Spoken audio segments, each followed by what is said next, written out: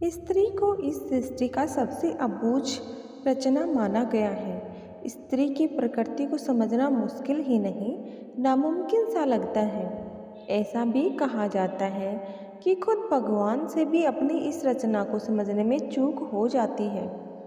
पाठकों, इस पोस्ट से मैं बताने जा रही हूँ कि स्त्री की रचना के क्या विचित्र हुआ था। भगवान को भी स्त्री की रचना में काफ़ी समय लगा था। देवदूत भी स्त्री की रचना में लग रहे समय को लेकर भगवान से सवाल करने लगे थे। स्त्री रचना की कथा। दरअसल भगवान को स्त्री की रचना करते हुए 6 दिन बीत चुके थे, फिर भी रचना अभी अधूरी थी।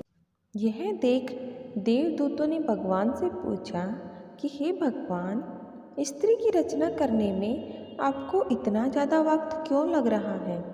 तब भगवान ने जवाब दिया कि क्या तुमने इसके गुण देखे हैं? ये मेरी वो रचना है जो हर हालत में डटी रहेगी। स्थिति चाहे कैसे भी हो, ये सबको खुश रखेगी, अपने परिवार और बच्चों को एक सा प्यार देगी। इसमें बीमार होने पर भी कई घंटे काम करने की क्षमता होगी। भगवान ने बताए स्त्री के गुण। भगवान की बातें सुनकर देवदूत हैरान रह गए। फिर उन्होंने पूछा कि क्या ये अपने दोनों हाथों से इतना कुछ कर सकती है? भगवान ने जवाब दिया, बिल्कुल, इसलिए तो ये मेरी सबसे अद्भुत रचना कहलाएगी। ये सुनकर देवदूत ने पास जाकर रचना को हाथ से छूकर देखा। दूतों ने कहा कि प्रभु, ये तो बहुत नाजुक है। भगवान ने हंसकर कहा, ये बाहर से नाजुक जरूर है, पर अंदर से उतनी ही मजबूत है। अर्थात ये कोमल है पर कमज़ोर नहीं। इतना सुनने के बाद देवदूत इस रचना के बारे में और भी जानने को उत्सुक हो गए। देवदूत ने भगवान से पूछा कि हे प्रभु, क्या स्त्री में सोचने की भी क्षमता होगी? प्रभु ने कहा, ये न केवल सोच सकेगी बल्कि इसमें हर समस्या से मुकाबला करने की क्षमता होगी।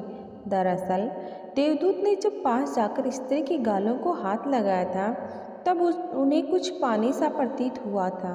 उन्होंने भगवान से पूछा कि हे भगवान, इसके गालों पर पानी जैसा क्या है?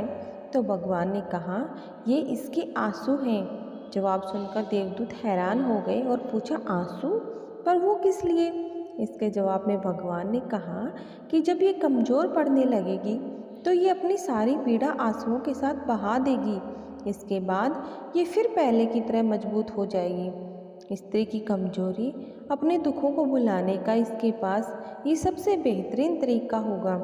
साथ ही भगवान ने कहा कि यही इसकी ताकत होगी। देवदूत ने ये सुनकर कहा, भगवान, आप तो महान हैं। इस रचना को आपने फिर बहुत सोच समझकर बनाया है। फिर भी भगवान ने कहा, ये स्त्री रूपी रचना हमेशा अपने परिवार की हिम्मत बनेगी और हर परिस्थिति में निश्चल रहकर समझौता करेगी। देवदूतों ने कहा, भगवान, आपकी रचना संपूर्ण है। भगवान ने जवाब दिया कि नहीं, अभी इसमें एक कमी है, और वो ये है कि ये अपना ही महत्व भूल जाएगी कि वो कितनी खास है। भगवान द्वारा बनी इस रचना को जानिए और स्त्री का सम्मान कीजिए। दोस्तों, ऐसे ही और कहानियों के साथ हमारे चैनल के साथ जुड़े रहिए। चैनल को सब्सक्राइब करें, वीडियो को लाइक एंड शेयर करें एंड कमेंट करना ना भूलें। धन्यवाद।